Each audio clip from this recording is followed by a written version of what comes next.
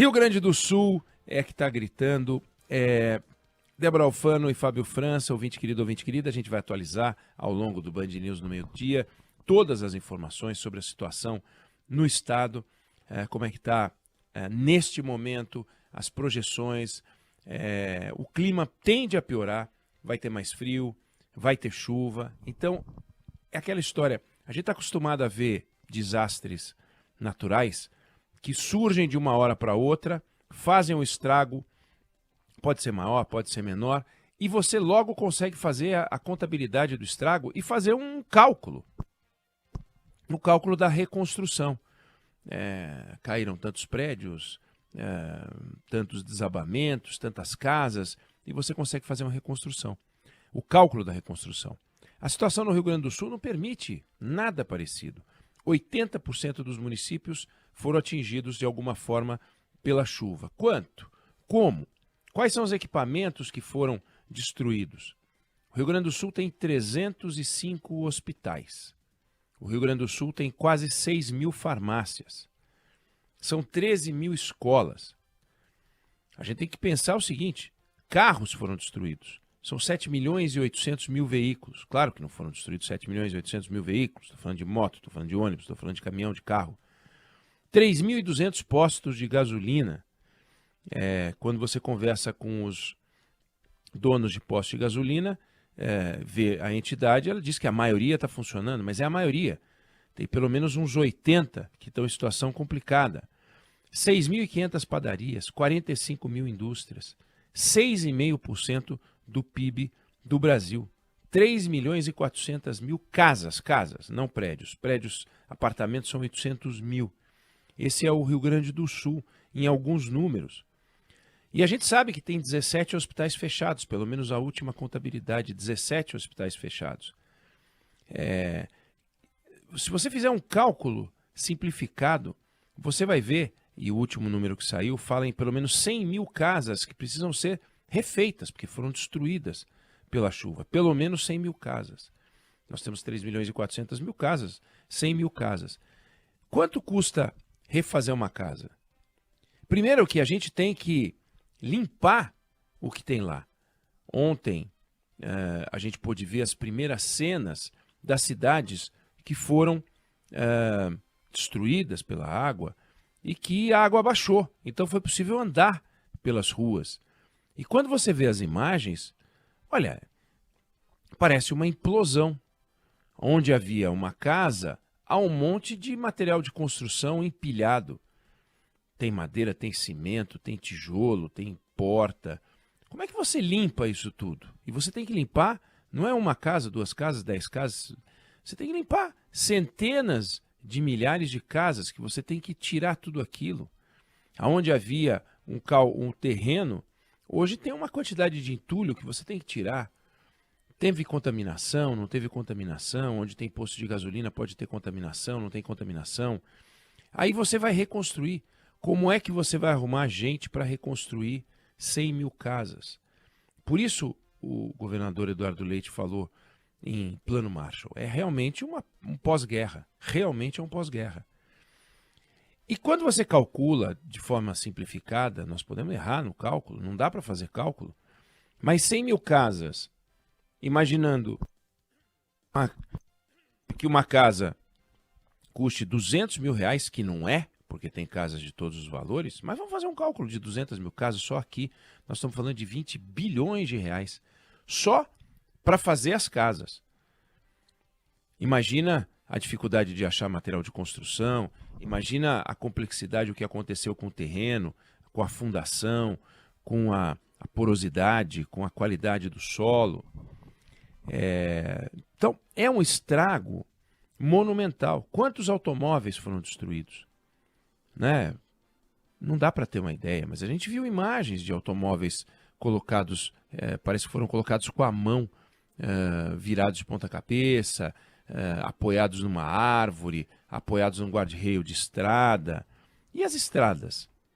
Quantos pontos de interrupção são totais e é preciso fazer a reconstrução daquela estrada? O que é reconstruir aquele pedaço de estrada? Então, qualquer número que a gente apresente, qualquer número que se apresente, ele é pequeno diante do estrago. Então o governo federal falou em liberação de R$ 1 bilhão. O governo do estado, apertando aqui e ali, falou em 200 milhões de reais.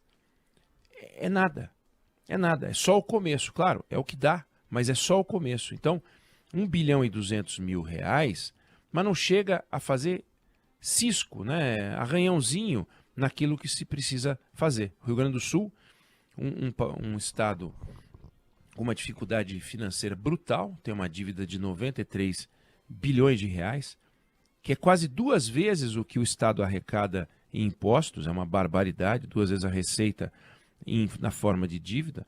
O pagamento da dívida está suspenso, mas isso não alivia o governo em grande coisa. O governo vai com isso deixar de pagar 800, 900 milhões de reais por ano. Veja o número, 900 milhões de reais. É uma barbaridade para o governo, é um número extraordinário para o caixa do governo, mas é nada diante da dimensão desse estrago. Nunca se viu nada parecido. Eu disse aqui que na quantidade de municípios, 80% dos municípios, a gente só teve números deste tamanho em seca. 80% dos municípios de um estado atingido, 80% de uma região no Nordeste atingida, né? Região Nordeste, um pedaço do Nordeste atingido, e você tem prejuízo com a morte dos animais, você tem muito prejuízo. Mas as casas continuam lá, do jeito que são, se as casas são precárias ou não, continuam como estão. Aqui foram as casas embora. Foram farmácias, foram padarias, comércio, a gente tem as pontes, como eu falei, as casas, tudo para reconstruir. E nesse período, como é que ficam os empregos? Como é que ficam as crianças para poder estudar, né? Como é que fica a manutenção dos abrigos? São muitos abrigos, são problemas. Você passa a ter um convívio de muita gente no espaço pequeno, que para a sobrevivência é essencial que estejam no lugar seco, protegidos da chuva. Mas não é só o abastecimento básico mesmo, com água, com comida, com material de higiene e limpeza, isso é fundamental. Mas isso é a sobrevivência.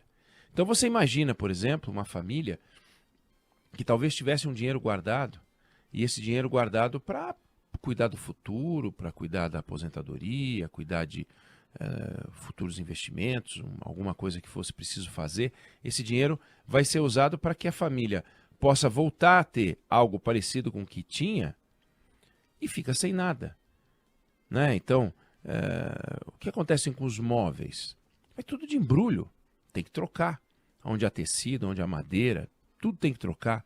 A geladeira, o fogão. Não é que a água baixa e só molhou, dá uma secadinha. Não, é a destruição.